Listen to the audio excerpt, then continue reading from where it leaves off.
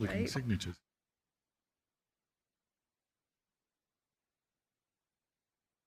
I don't know.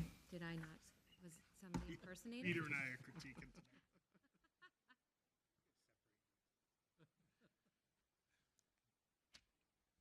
switched up. Sometimes I write with my left hand, sometimes I write with my right hand.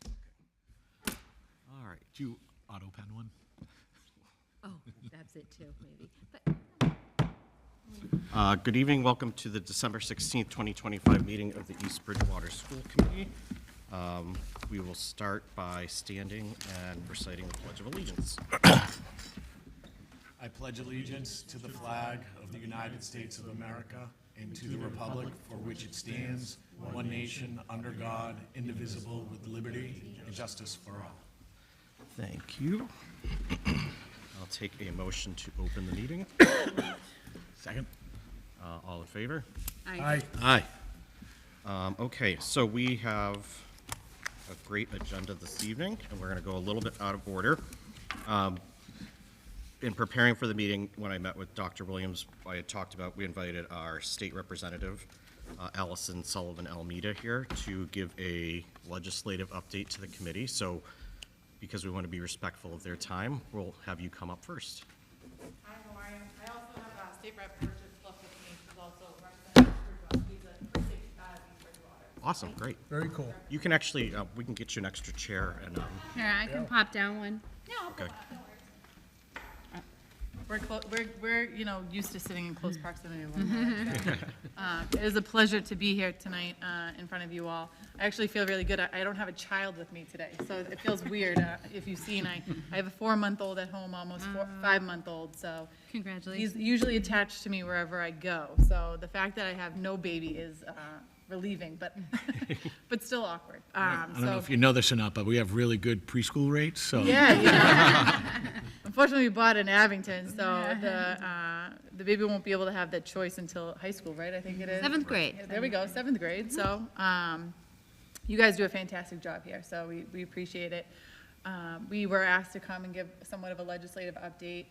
You know, we're going into the next fiscal year. We actually just had a revenue hearing with Ways and Means this afternoon, getting an overlook on what we're projected to be looking like next year. And of course, you guys all know that can change drastically one way or the other.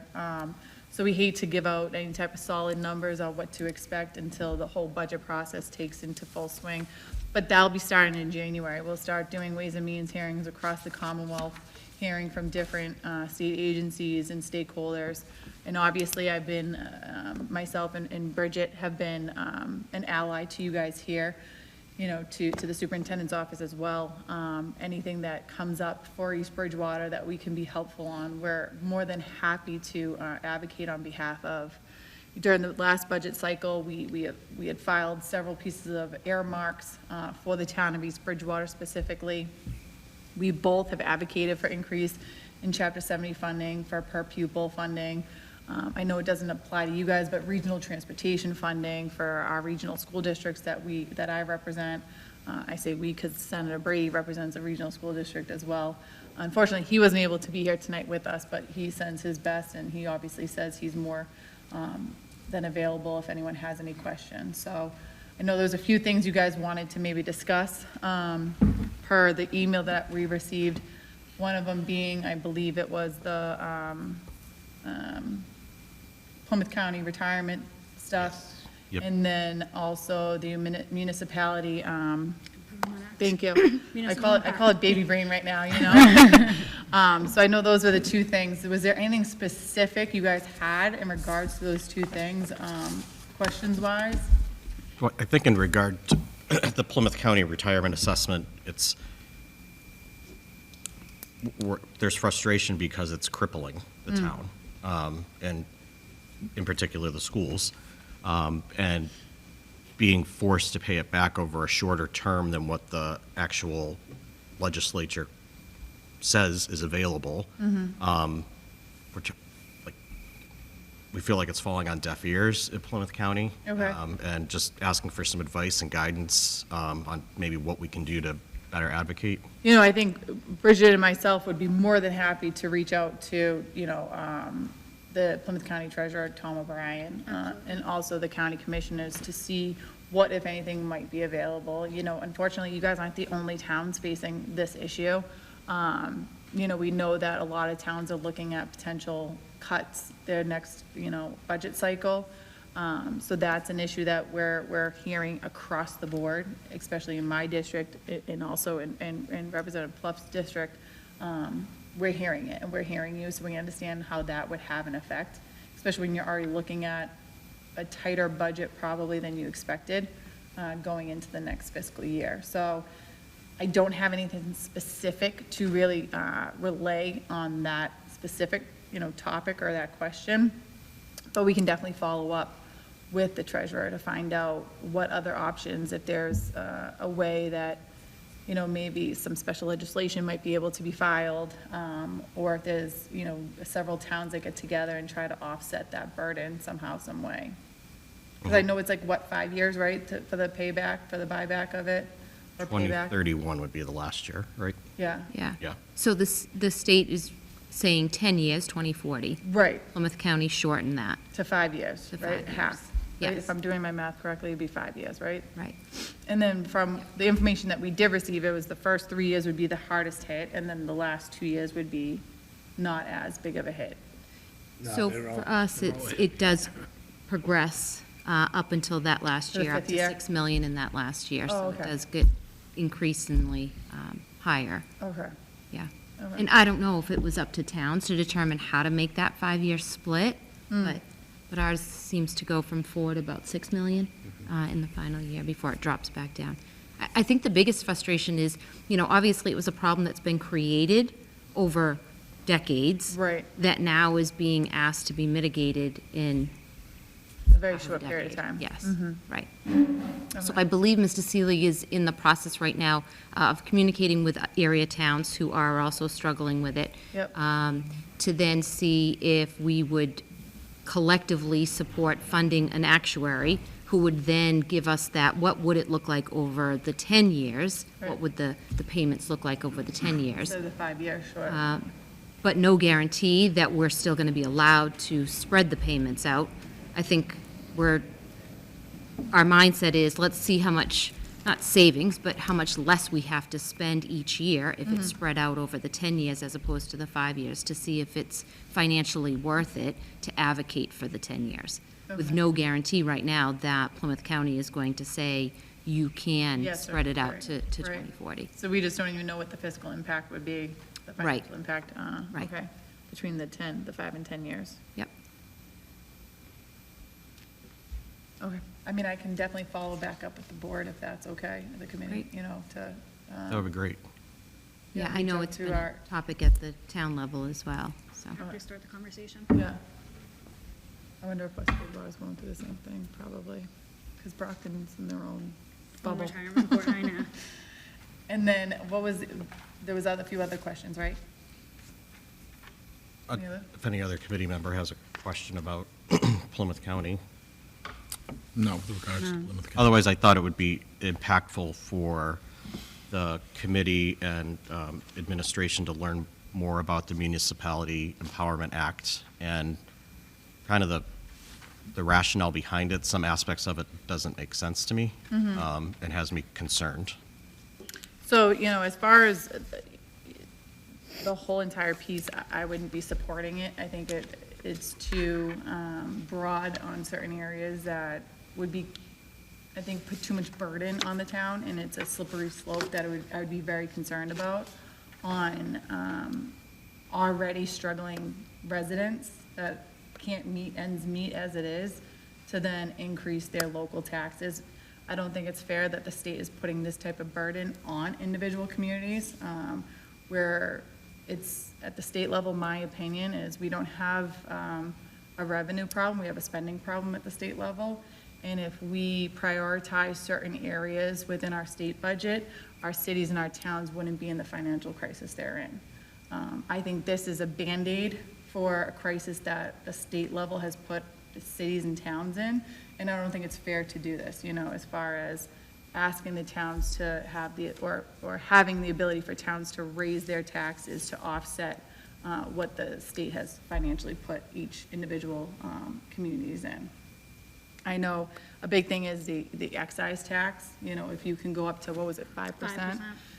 Why wouldn't a town do that, right? You know, if they can increase their excise tax and bring more money back in, who's to say that they wouldn't do that because of having that option? And it's 5% above the current 2.5%. Right, so it would be essentially 7.5%. 7.5%. And I don't know about you guys, but when I get that bill, it's a pretty hefty bill as it is. So to think of that increase is frustrating, especially when we have a, you know, several billion-dollar budget up at the state level. I think it's about how we spend, and we should be more fiscally conservative when we're spending our state money and really addressing what the cities and towns are facing. You know, you talk about, we're at the school committee hearing, right? Chapter 70, I mean, it's the whole No Child Left Behind, you know, the education reform, it's not doing what it was supposed to intended to do, right?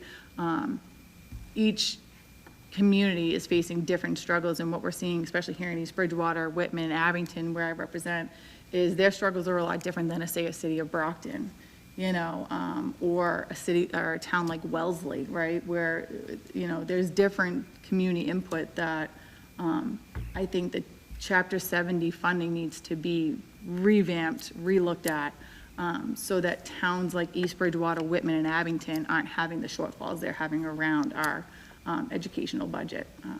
But I think that's been in the talks and in the works for quite some time. I think even, it's both sides of the aisle. It's not just Republican or Democrat. It's facing a lot of communities. So I think that's going to be something we're going to be looking at going forward in the future legislative sessions, is revamping the way the Chapter 70 formula works, which would be huge in the sense of communities like East Bridgewater that are more, you know, what's the wording? Bedroom community, Bedroom right? community. Yeah. You know, it's the blue collar communities. It's not the ritzier communities like a town like Wellesley that might not need the same resources like East Bridgewater or Whitman or Abington or Brockton may need. So you do feel that there's bipartisan support for looking at it? Oh, I definitely do, yeah. I think that's been something, I mean, I've been at every, you know, Ways and Means hearing, whether it be in person or virtual, and that education as a whole is always talked about. You know, the rural communities definitely feel it more so than the urban communities, and they're very loud and they're very vocal. So I think that's something that unfortunately will take some time because they want to get it right, you know, and this is not a process that should be rushed in any way, shape, or form. But I think it's something that's on the forefront of a lot of legislators, whether Democrat or Republican. You know. I'll just jump in very, very briefly. I'll let Rep. Sullivan Almeida take the lead here. But one of my first priorities so I'm on the Education Committee, and when we met in the beginning of the session, one of my first priorities was looking at Chapter 70 and the formula, because representing a town like East Bridgewater or Easton, who had a failed override, they don't get the same type of funding that a city like Brockton does from the Student Opportunity Act, and I think that every child in the state deserves a good education, so. No matter what the zip code is. And I think Chair Gordon is doing a fantastic job on the House side, really addressing some of those individual issues and through his committee. I mean, he gets bills forward quickly. I mean, we had a hearing on one piece of legislation, and I think it was less than 2 weeks later, we're voting on the House floor. So he understands the priority. I believe he has an educational background, I believe, if I remember correctly. So it is a priority, I think, for the speaker too, to really look at it. It's just a matter of at what point and when that will come to fruition. Is there any concern tied to the Municipality Empowerment Act that the hidden intent is to, and you had referenced this, it's obviously pushing the burden of taxation onto the municipality because the state at some point realizes it needs to reduce local aid? Can you, I guess I'm not understanding that question completely. If the state reduced local aid, the towns, the burden then. Oh, so you're asking, is it the intent that they'll eventually reduce the local aid? Correct. I mean, I hope not. I hope that's not the intent of this. All due respect to my colleague to the left, I can never say never, and that's not on her. I'm not saying her specifically, but the speaker, I mean, and the executive branch may have those intents. I mean, you look at the Fair Share Amendment, and some of the reasons why I voted against the Fair Share Amendment, A or B, I forget which one it was. Do you remember which one I voted? I think it was B.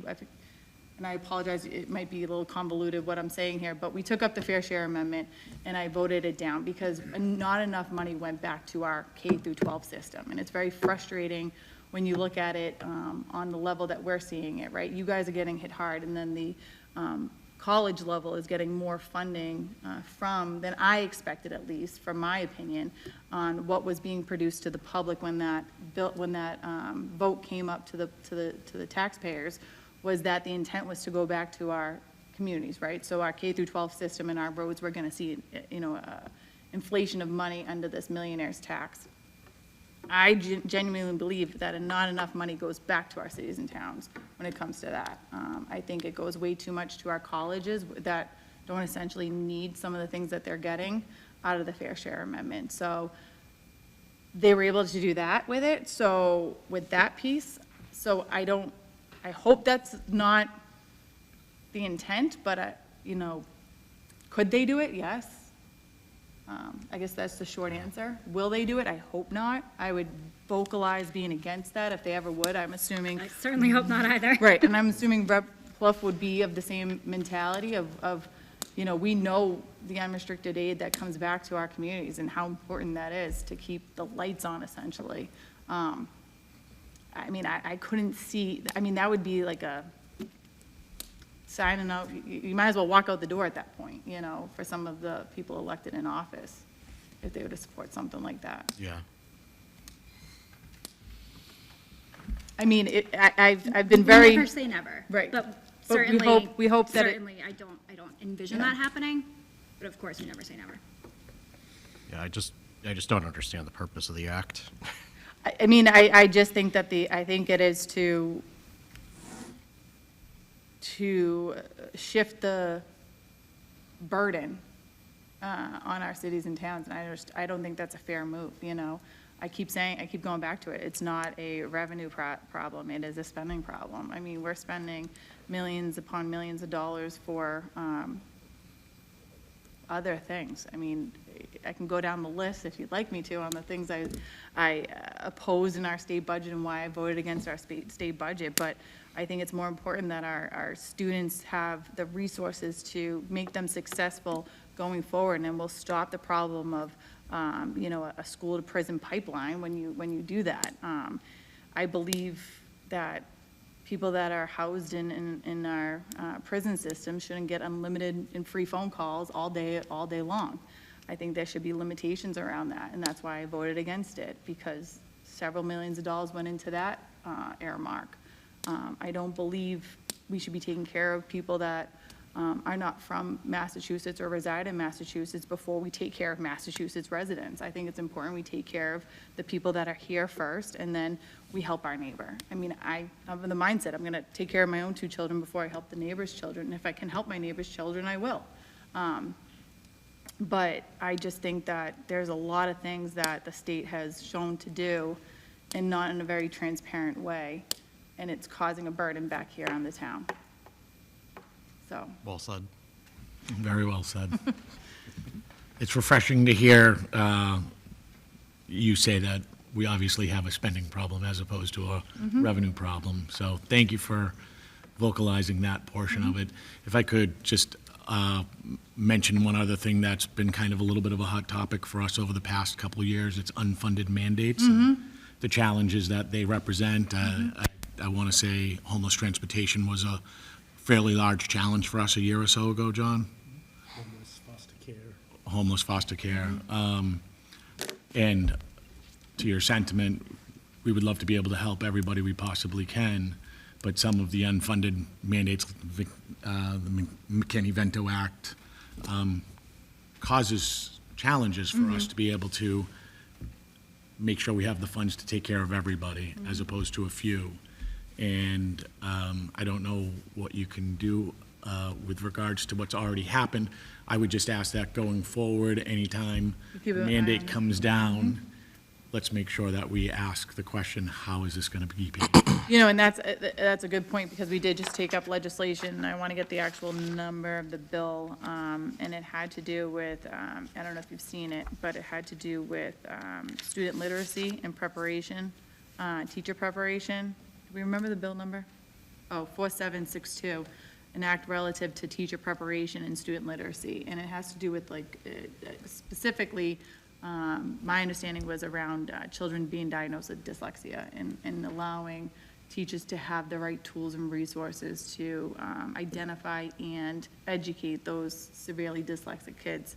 I spoke on the House floor on this legislation, but one of the questions that was put back was, okay, like, how are we gonna fund it going forward? Because, yeah, it is such a great idea, especially because it would impact those kids that I keep talking about, right? Like, addressing those specific issues would have a long-term positive effect if we address them earlier on.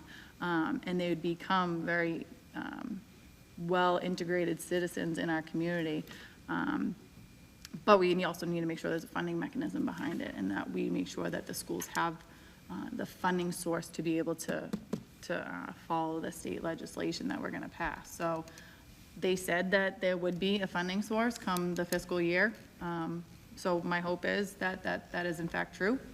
But I'm always advocating, as well as Bridget Pluff is advocating for, making sure that our communities are getting the required aid that they should be getting. We don't always win that fight, but it is a fight that I will continue to make. One of my biggest things, like I said, is unfunded mandates or underfunded mandates, one of them being regional transportation, right? And looking at that, I know it doesn't affect it here, but that's a big issue over in Whitman-Hanson, is regional transportation and not fully funding that. You're telling the towns there was a benefit of coming regionalized, and now we no longer have that benefit. So that is an issue.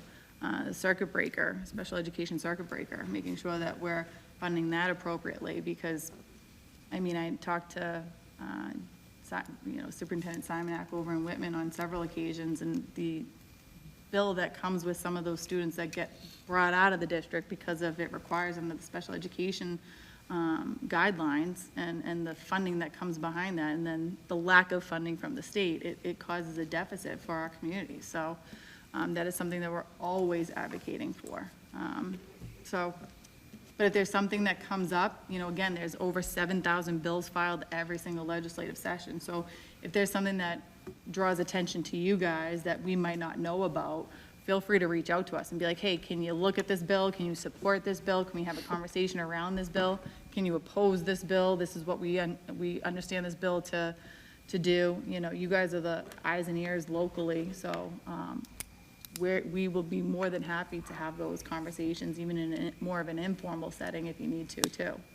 But, I mean, Ellen knows, she used to call me all the time back in 2019, 2020, so we did a fantastic, I was looking at a poster board of mine, we had did a tour of the district, 2019, I think it was. A lifetime ago. Well, that was before the world, shut down on us, right, and we couldn't do anything, and I always forget what year everything was, because I feel like COVID really messed me up on years and everything else, but I know Representative Pluff and myself would be more than happy to come back and do another tour of the district, and see what specifically East Bridgewater needs, and how we can be helpful up on the state level. That would be great. Yeah, And you're always welcome on Beacon Hill also. Yeah. We're excited to have.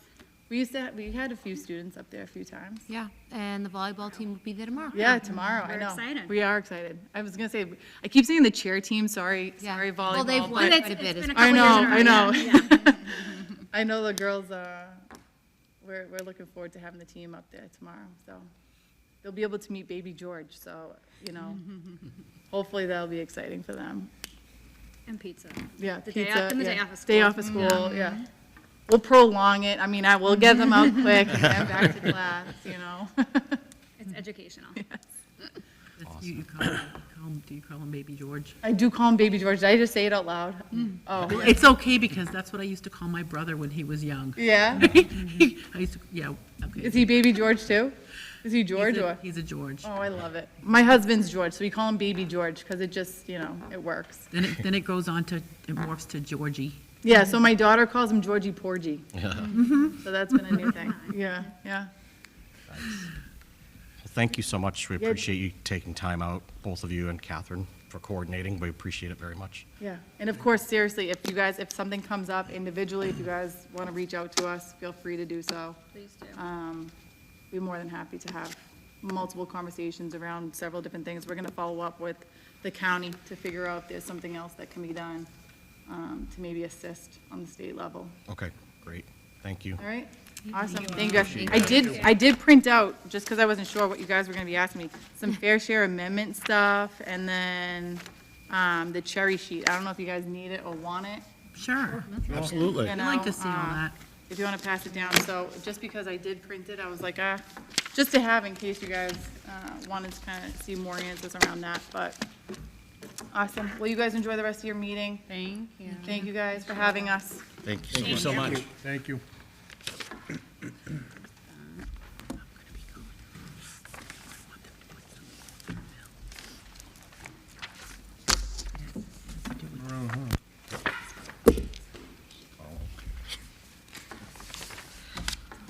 And I do apologize, I have to get home to these, so. Enjoy. Enjoy the baby. Happy first Christmas, baby. The 2-year-old will probably, it's okay, so. Thank you. Thank you. Good night. Thank you. Have a good evening. See you next year. Okay, so we will go right into the superintendent's update. Great, thank you. So first on is Central School Building Committee update.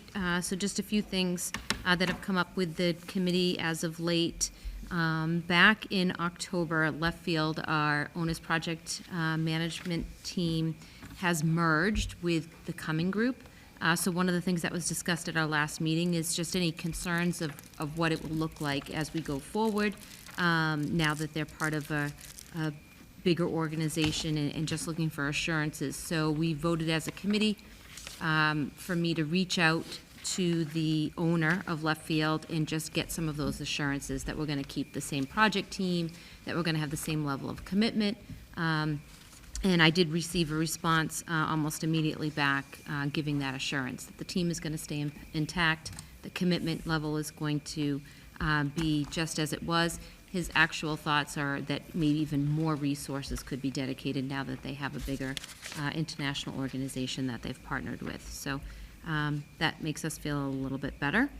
We're going through the process of retaining a construction manager at risk at this point in time. The bids were open, and we had 10 firms that actually applied. All 10 qualified for interviews. They met the qualifications that were initially put out in the bid scope. One actually did drop out, so 9 firms will be interviewed. We're going to interview them between January 15th and 16th. We have a subcommittee that will be doing those interviews, and then hopefully shortly after that, we'll be making a recommendation for the firm that we'll bring on for the construction phase. Did the one that dropped off say why they dropped out? They did not specifically. They did reference that they saw that there was a lot of other very qualified firms. The suspicion from our OPMs was being a smaller firm, maybe seeing those larger firms that were bidding. Because there would be a lot of time and resources for them to put in to prepare for those interviews, and they felt like maybe they were making that judgment call early on so that they weren't wasting time and resources to do Gina, that. is that list available somewhere? Yes, yep, I have that list I can share. Thank you. You're welcome. And then we're starting with the site work surveying that's been going on, that has started. We had the Corey checks all done. They've been on site initially this week. We'll be in the phase, the softball fields will be taken over as of March 1st. So Mr. Shea will be meeting with Mr. Leonard, our athletic director, our softball coach, in town leagues, just to make sure that we can figure out a schedule for the spring, so that we're assured that our softball team will not be impacted too much. We'll coordinate games to happen at other fields in town so that they can start. They'll be relocating dugouts, fences, scoreboards, all of that will be removed. Determinations will be made as to whether they'll be repurposed in other areas of the town, whether it's worth it for them to be repurposed given their age. So the time frame now is going to be super important because that site work needs to happen. They need to have ample time to do that so that construction can happen and we can be ready to open. So September 2028 is our move-in date, and now the timeline has started so that we can make sure everything goes according to plan and that move-in date doesn't get shifted. So I'll continue to give you updates as we move forward.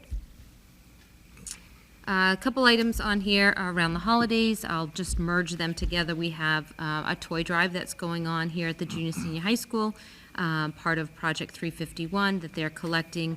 I believe they're collecting up till tomorrow. Any toys can be donated to the guidance office, as well as Hugs. We've been working with Hugs with some of the needs for families in town.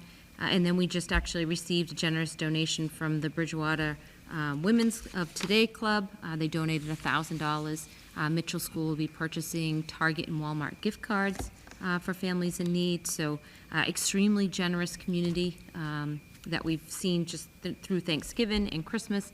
Appreciate all the support that everybody has contributed to make sure that families have holidays that they deserve. So I just wanted Has there to. been an eighth grader selected for Project 351? So the current student running the drive is a 10th grader, so I'm not sure if a new representative Yeah, has they do been that in chosen. 8th grade, right? 8th grade they're chosen, yes. Yep. Going with the holiday theme, I think in your packets also are all of the concerts. There's one actually taking place right now, Mitchell School's 3 through 6 concert. Tomorrow morning, our Central School students will be coming up for the high school students to put on their concert for them. They did a wonderful job last week with their high school performance. We have 7th and 8th grade concert coming up on Thursday, and that will conclude our holiday concerts for the season. And then MSBA Accelerated Repair Program, just to give you an update on that, I believe I may have mentioned at one of our last meetings, we had the feasibility study. Through the feasibility study, we learned that the majority of the roof that we were looking at having replaced does not meet eligibility because it does not meet the 25-year-old threshold that MSBA requires to reimburse. So because of that, also a few other things as far as the rooftop units have reached their life expectancy. If those get taken down, that would have been reimbursable. However, putting new ones up would not have been reimbursable, as well as the obvious that we just got approval for a central school project. So we did not feel this was the right time to go back to the town for additional funding. So through Brian Kiley, our facilities director, we have that assurance that we can make plans for the next couple of years to make sure that the roof is addressed as needed, and then maybe look to go back once the roof has met that 25-year-old threshold to go back to the town at that point in time. So in your packet is the letter that I sent to the MSBA. Since that letter on December 9th, I have received back from the MSBA their official approval of removing us from the accelerated repair program. Mr. Pika has signed off. Peter Spagone on Board of Selectmen has signed off, and I will sign off as well. So that will go off to the MSBA for us to officially remove ourselves from the accelerated repair program on the roof project.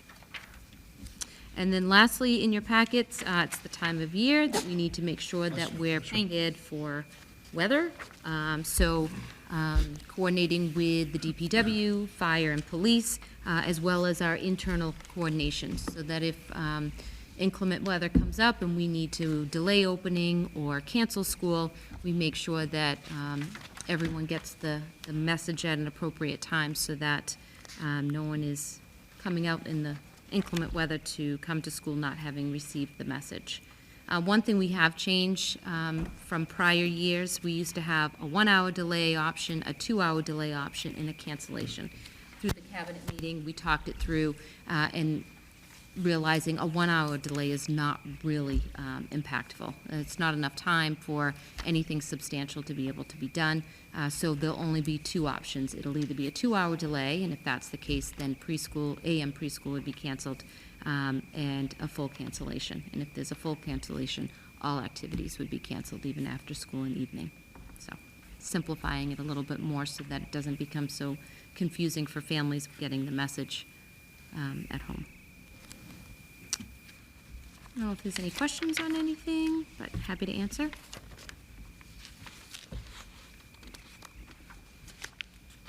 Great. Thanks. Okay. So we will move into our reports and discussions. We will table the girls volleyball team.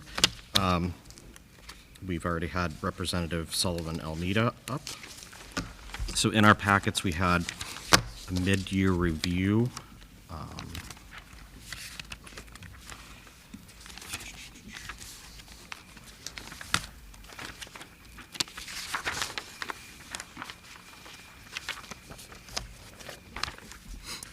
So if we want to take a look at the school committee planning calendar,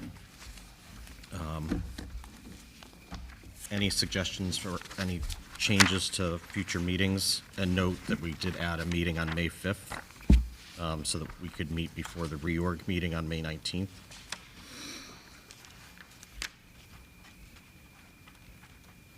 The town meeting was at May 11th. There was, no, the special town, the town meeting's May 11th and election day is, The 16th. Yeah, so it'll be before both of those. Okay. I don't think so. Well, it's good. We have 2 in March, 2 in April, and 2 in May. Your dreams come true, Ellen.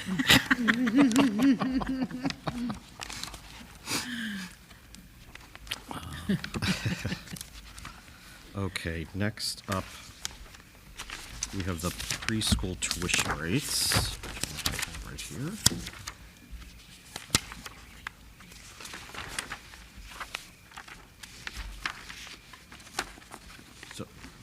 So the mid-year review would have typically been the review of Superintendent Williams. However, when she went over her entry plan, we voted to, stated that we would accept that as the mid-year review.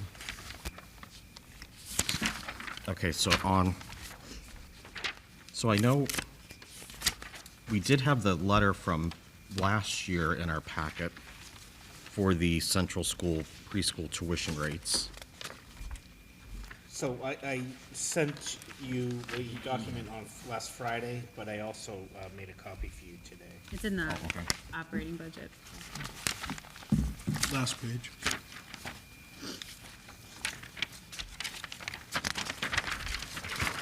I think we discussed it at the last meeting, and I think it was agreed that the increase would be reflective of the contractual obligations for the preschool staff, so that it is self-sustaining. So currently, the tuition rates and the revenue received from those tuition rates cover the cost of those staff members that are allocated to the preschool account. In order for that to continue next fiscal year, we would be looking for a 4% increase in preschool rates. when you look at it, it's really not going up by that much. The 2-day half day is going up by only $60. In total, it's approximately $18,000 total. And I think if you take a look, Gina did a lot of work getting a lot of the comparative rates from other towns. I think we're competitive compared to other towns. You mentioned the 4% increases to cover the cost of the teachers, right? Yeah, it's teacher and ISAs. Is there any other additional costs that would be associated, such as paper, anything? Yeah, there are. I don't, Are those costs covered somewhere else within the, forgive me from yeah, not so knowing. a lot of those costs are covered somewhere else in the budget. Okay.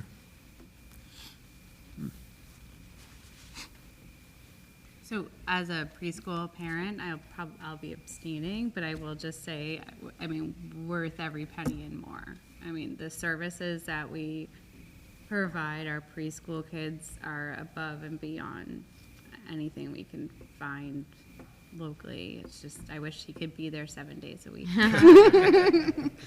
They're just fantastic, and yeah. That's awesome. I will say through surveying, so the message was sent out to all the districts in the state. So you see that some are near and some are very far. But one thing that we realized is East Bridgewater offers More. many opportunities for students as far as 2 half-days, 2 full days, 3 half-days. So it gets a little convoluted at times, like what program are we talking about? But, you know, certainly catering more to what students need Yep. as opposed to fitting them into what we offer. Just the caliber of educators. I mean, we're talking Yeah. about seasoned public educators. And then also, you're talking, there are guidance counselors in the building and speech in the building, and just, it's amazing, yeah. That's awesome. And even though it's going up, it's still It's, much more affordable than many of these. it's with the exception of Foxborough, it's the Right. cheapest. Right. And it's, by all accounts, a very good program, and we're barely covering the costs of continuing to run it forward, Right. based on this projection. Yeah, I agree. Okay, well, we'll take it up under action items. Any other comments or questions? No, I think we have an excellent program. And I Great. think that's great that we have so many options for people. Yeah, 5 full days is our most sought after. There's always a wait list for 5 full days. How long is the wait list, do you think? Is it pretty long? Not super long, usually about 10 to 15 families that then have the option of half-day programs. So it's not like all of them are not getting any programming, but usually their first go-to is the full. And there's a 3-day, full-day program as well. Yeah. Great. Okay, school committee subcommittees, no meetings, right? Business financial update with Mr. Shea. All right.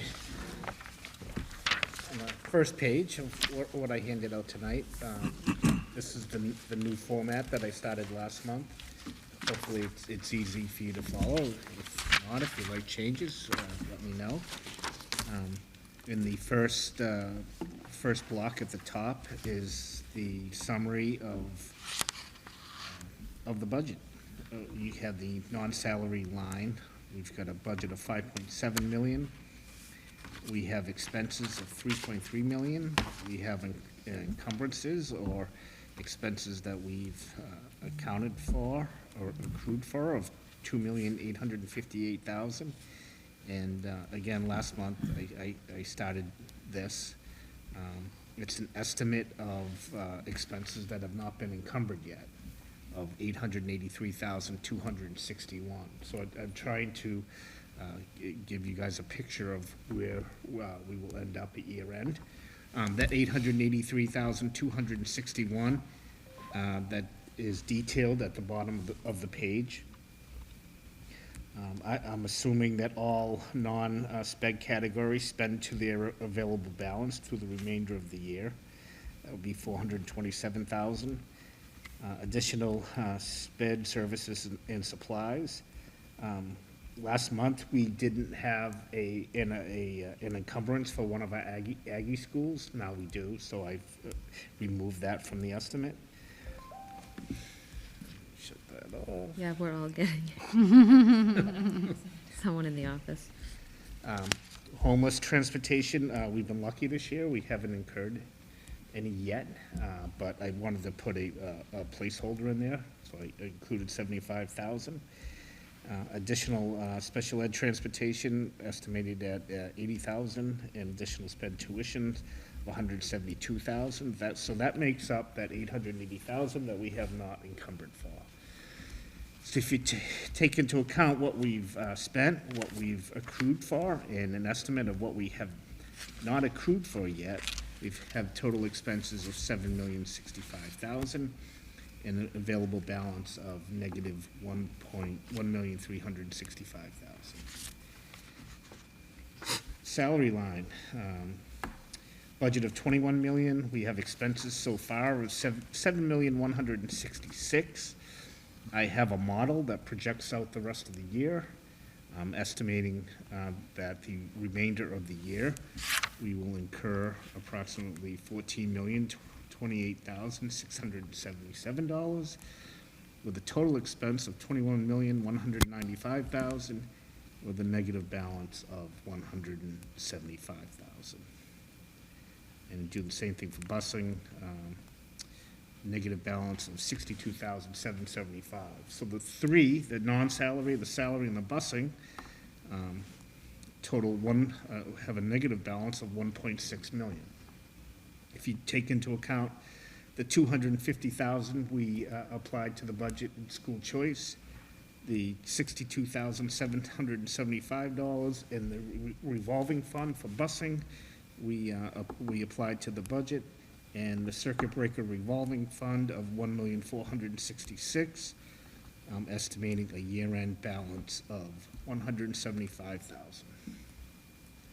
Now, when I did this last month, it's almost exactly a month ago, I presented a balance of $176,000, so we're Holding true. holding true.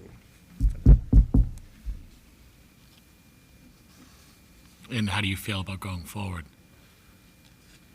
Next fiscal year? Just your feel, yeah. I think I'm just about done putting together all the different pieces for the first draft of the budget. I think it's time we probably should have a budget subcommittee meeting. Okay. So I have all the individual pieces. I just need to put them all Put together. them all together. Do you want to get that scheduled for after the first of the year? Whenever you want to do it, I'll be ready. Okay. Given that the town has told us they want us to decrease 2%, I think so. That's right. So, the town has told us that they want us to decrease 2%. Right. It's, I mean, you're looking at 450,000 right there. All right, so we will get that set up. Can we ask the town to decrease by 2%? Well, they have All asked departments. all departments. John, how will that potential 2% circle back to that managed by DPW School Facilities Fund? I don't know. Okay. Right, because if that's somehow in ours, but we're not, Well, and again, that's one of the reasons why I've added this line. I think it's something we need to pay attention to because our budget was cut by approximately $80,000 in that line item okay. this year.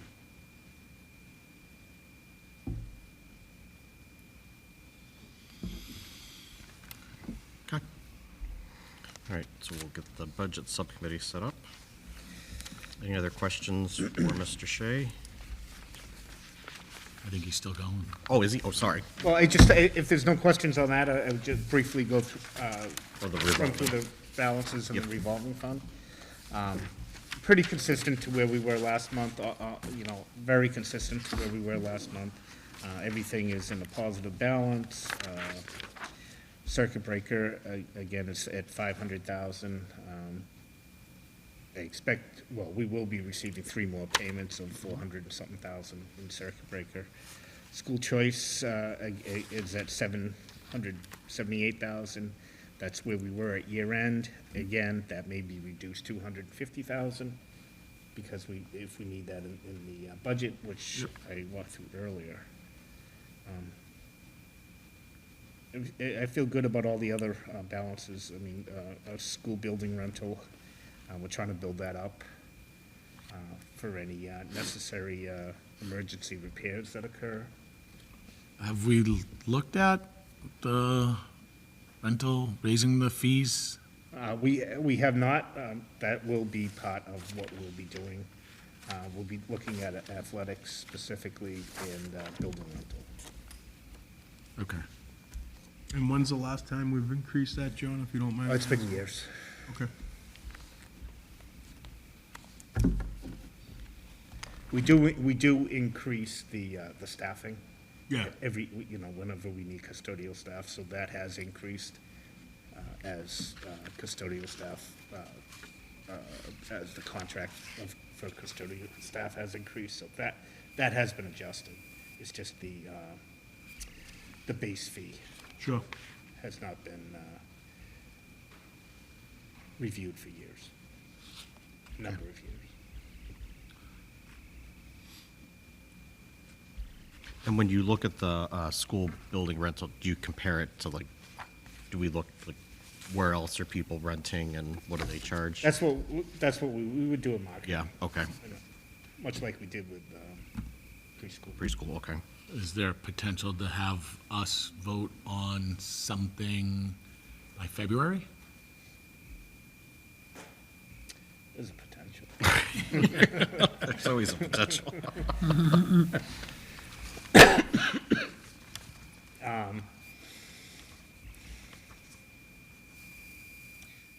I think athletics is one of the ones that's going to take up a lot of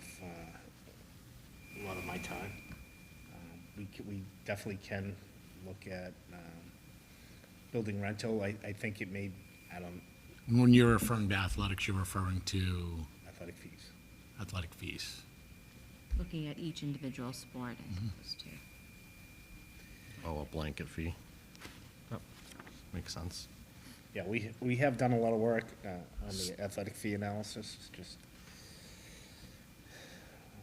put it in the package to present to you to make it make sense. We just need to look at the, annual cost of what each sport Right, is. which we did for last year. We're updating for this Okay. year. All right. I mean, I can try for February. Nope, well, I think the bigger budget thing is the most important side of it, so we'll get through that and then we'll worry about athletic fees. Yeah, and a lot of the events have we've booked. It's already set, yeah. Right, so I think Oh. maybe kind of hard to go to them and tell them, well, you know what, our rates increased. Yeah, we probably Yeah, can't you raise already it have a till next contract year. with them, right? Right. Yeah. Well, let's not sign any other ones until. Yes, sir. Okay, any other questions for Mr. Shea? Okay. So we'll move into actions required by the committee, and I'm adding one. We need to vote to accept the holiday donation from, I would assume, from the Bridgewater Women of Today. Yeah, so, okay. So I'll entertain a motion to approve payroll warrant 19 PS dated November 5th, 2025. So moved. Second. Any discussion? All those in favor? Aye. Abstain? Entertain a motion to approve payroll warrant 21 PS. I voted yes. Oh. It was everyone yes except for Peter. He abstained. Entertain a motion to review, or to approve payroll warrant 21 PS dated November 19th, 2025. So moved. Second. Any discussion? All those in favor? Aye. Abstain? Mr. Furia abstains. Entertain a motion to approve account payable warrant 20V dated November 12th, 2025. So moved. Second? Any discussion? All those in favor? Aye. Aye. Entertain a motion to approve accounts payable warrant SW #24 dated 12/10/2025. So moved. Second? Any discussion? All those in favor? Aye. Actions required, or entertain a motion to approve the October 14th, 2025 school committee meeting minutes that were enclosed in everyone's packet. So moved. Second. Discussion? All those in favor? Aye. Aye. Entertain a motion to approve the November 18th, 2025 school committee meeting minutes that were in your packet. So moved. Second. Discussion? All those in favor? Aye. Entertain a motion to approve the central school preschool tuition rates for the 2026-2027 school year that were enclosed with Mr. Shea's package. So moved. Second. Discussion? All No, those in- thank you for putting that together, John. Very helpful. All those in favor? Aye. Aye. Abstain. Leslie abstained. Entertain a motion to approve the East Bridgewater High School graduation competency determination. I have a question. Well, we have to, so I say, so moved. Okay. Second. Okay, any discussion? Yes. So since the state came out with, Yeah. since the state came out with their competency, yes, so how, where does this fit in with the state's? We're still required to submit what we have at this point in time because that's still a few years away. They're opening up the discussion still to figure out how they want to enact all of the different parts of the competency that they're putting forth. So for right now, we have to have our own determination on the books by December 31st. Okay. Thank you. Can we prepare ourselves for the following year just to mimic whatever the state does? So that way, we can just be ahead of it when it happens. I think in a lot of instances, we are on the right track. We still need to wait for guidance about what certain sections would look like, and if they're going to be mandated by the state, we can't just put them in place because it could be something coming from them. Okay. But yes, we'll be on top of as much as we can. Yeah. Thank you. Mrs. McPartland and I were at a meeting last Thursday, and the superintendent that sits on the committee at the state level was sharing information with us and saying that it could be up to 8 years Years. away Yikes. for this That's to too be long. That's solidified. ridiculous. Some of the things that they're talking about, the pushback is about how much control does K-12 have? So one of them is FAFSA requirements, requiring that all students have FAFSA documents filled out. And how does a school Yeah, who- ensure that Implement families that, are yeah. doing They that? can't. I think that's And the that's pushback ridiculous. is, where does higher education come in with that expectation? So Right. lots of conversation going on right now. I think that's an unrealistic expectation. Yes, I think there's multiple agenda items trying to all be put Pushed into into one. this that really have nothing to do with the education. Thank you. Ben's on top of it. We do. All those in favor? Aye. Entertain a motion to approve the homeschool education plan as reviewed and recommended by Assistant Superintendent Mrs. Jennifer McPartland. The superintendent recommends approval. So moved. So seconded. So we'll say Aaron moved, Ellen second. Any discussion? Peter seconded. Oh, I don't know who did. It's all good. Somebody did.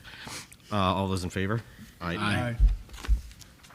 Entertain a motion to accept a donation in the amount of $3,539.76 from the Frank Withy Memorial Scholarship Fund to be deposited into the East Bridgewater Public Schools Music Department revolving account number 26-330-865-4680.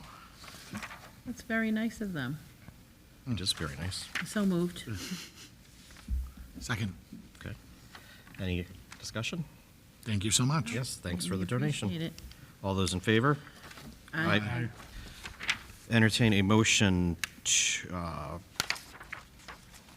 on the surplus of an inoperable 1986 40-quart Hobart vertical mixer cutter from the Food Service Department. Sounds ancient. So moved. Second. Any discussion? All those in favor? Aye. All right. So, Where would they be disposing of it? Scrapyard. Yeah, we'd probably have the DPW take it. I don't, Might as well get some money for it with the metal.